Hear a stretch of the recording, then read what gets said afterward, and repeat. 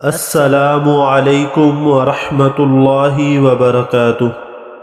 روز قیامت اللہ تبارک و تعالی آپ صلی اللہ علیہ وسلم کو مقام محمود پر فائز کریں گے اور آپ صلی اللہ علیہ وسلم کی شفاعت قبول کی جائے گی۔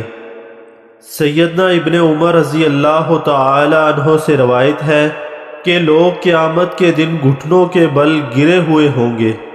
ہر امت اپنے نبی کے پیچھے جائے گی اور کہے گی اے فلاں شفاعت کرے، اے فلاں سفارش کرے، یہاں تک کہ شفاعت کے لیے نبی کریم محمد الرسول اللہ صلی اللہ علیہ وسلم سے کہا جائے گا۔ اور یہی وہ دن ہے جب اللہ تعالی آپ صلی اللہ علیہ وسلم کو مقام محمود پر فائز کرے گا۔ اور رسول اکرم صلی اللہ علیہ وسلم نے فرمایا، میں جنت کے دروازے پر آ کر دروازہ کھٹکھٹاؤں گا، پوچھا جائے گا کون ہے؟ تو کہا جائے گا محمد صلی اللہ علیہ وسلم ہے، لہٰذا وہ میرے لیے دروازہ کھول دیں گے اور مجھے خوش آمدید کہیں گے۔ پھر میں اللہ تعالیٰ کے سامنے سجدہ ریز ہو جاؤں گا اور اللہ تعالی مجھے حمد و ثنا کے الفاظ الہام کرے گا۔ پھر کہا جائے گا ارفع رأسک وسل تؤتی واشفع تشفع وقل یسمع لقولک، اپنا سر اٹھائیے اور سوال کیجئے، آپ کا مطالبہ پورا کیا جائے گا، اور شفاعت کیجئے، آپ کی شفاعت قبول کی جائے گی، اور آپ بات کیجئے، آپ کی بات سنی جائے گی۔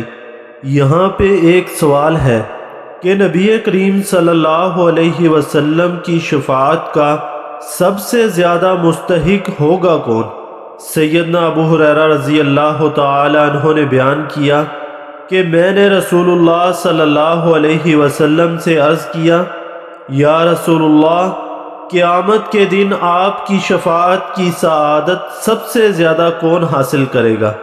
آپ صلی اللہ علیہ وسلم نے فرمایا، لقد ظننت یا ابا ہریرہ ان لا یسألنی عن ھذا الحدیث اسعد الناس بشفاعتی یوم القیامت من قال لا الہ الا اللہ خالصا من قبل نفسہ۔